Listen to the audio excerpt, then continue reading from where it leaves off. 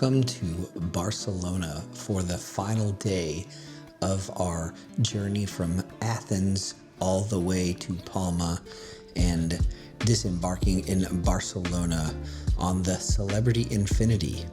We have disembarked and have checked into the W Hotel in Barcelona. So we're going to do a real quick walk around the hotel and then do a room tour before we head to lunch. So let's check out this gorgeous hotel and room, and then let's go look at pictures of some food.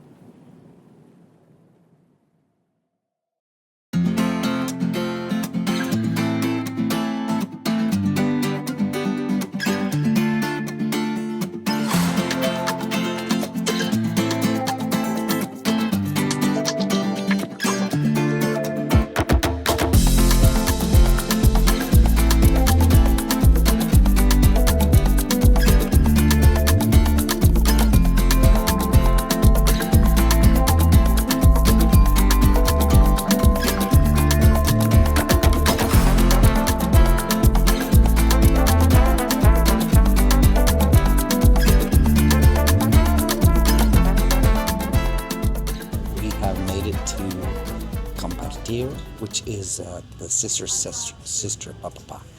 restaurant to Disfrutar, considered by some to be one of the best restaurants in the world.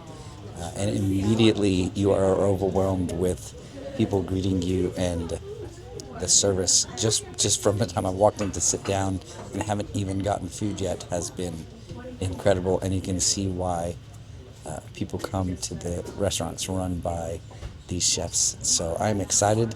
I know this is going to be a great meal. Barcelona food from when we were here last time, I know how good it's going to be. So I'm looking forward to it. You guys are going to see it. We're going to do a little bit of exploring, I think, in between now and we have a crazy dinner. So let's check out the Compartir, yeah?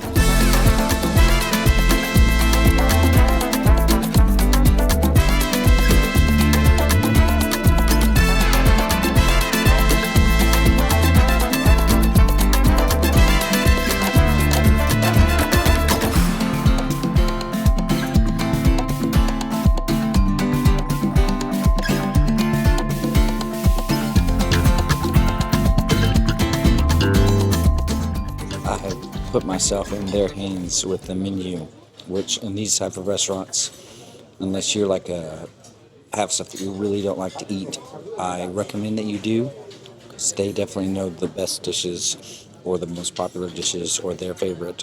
And when it's their favorite and they work here, guys, I can tell you that it's usually going to be really, really good.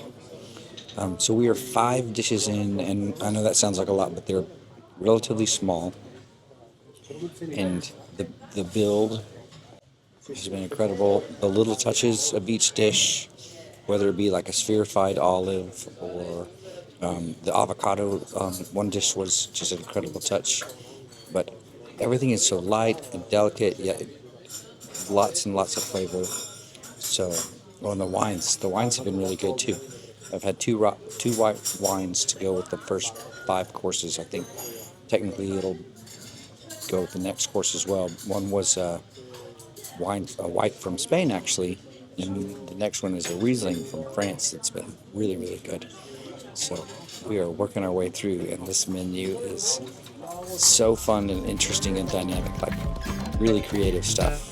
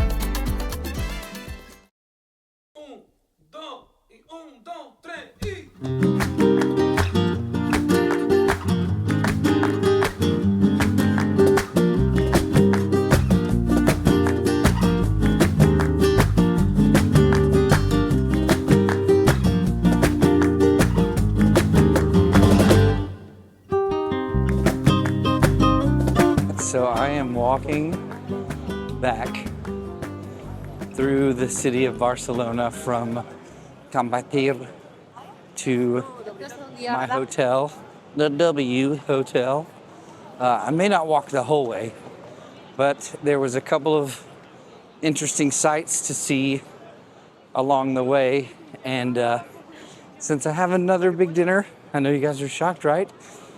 That I planned 2 big meals in one day. I thought I'd walk back to the beautiful city, walk off some of that food. But the thing I love about this city is, much like some of the other ones that we've been visiting, everywhere you look, everywhere you turn your head, there is something worth looking at. There is something exciting and interesting, from Gaudi houses or apartments to cool 1920s architecture to Spanish-style architecture from the 17 and 1800s.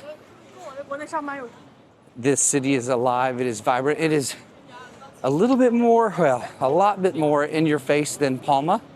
So Palma is a little bit more calm. Here, check this out, just walking around the street.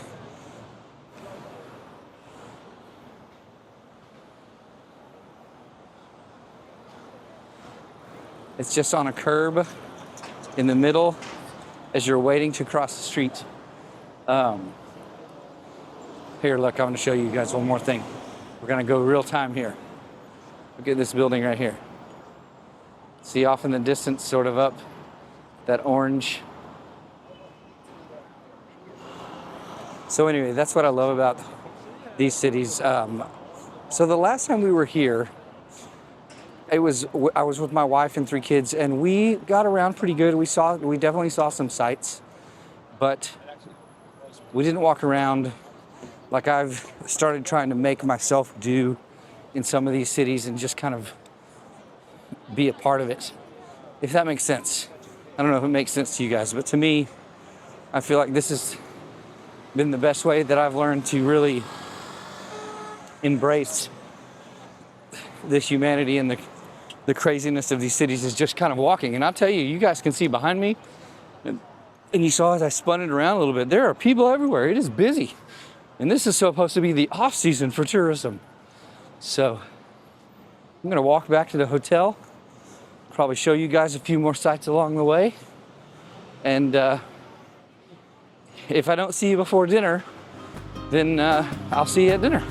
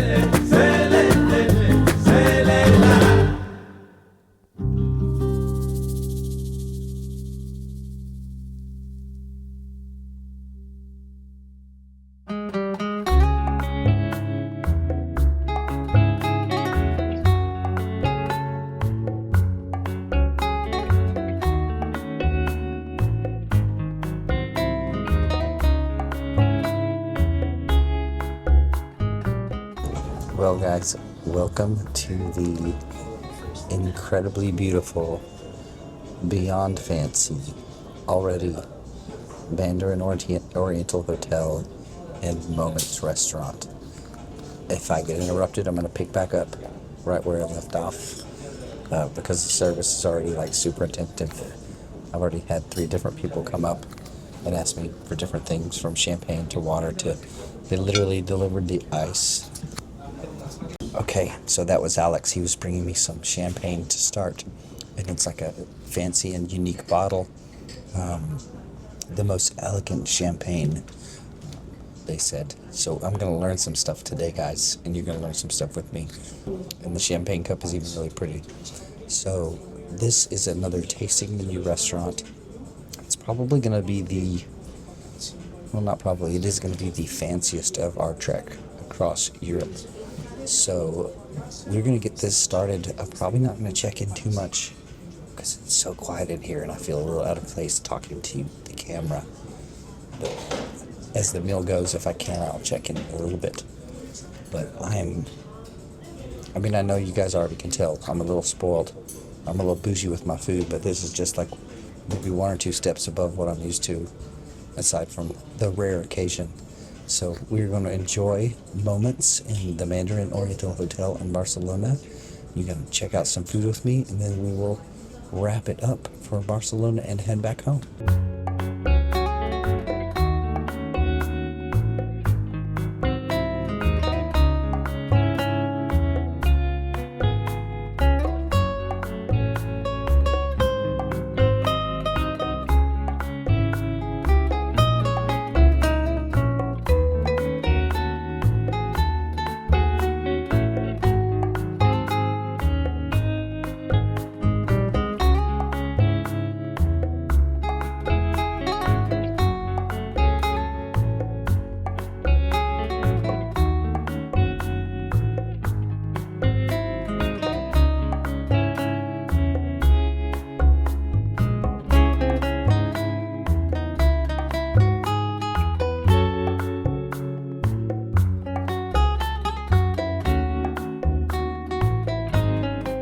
So we are a little over halfway through, and I think when you go to a restaurant like this, there are times, and it's definitely been the case,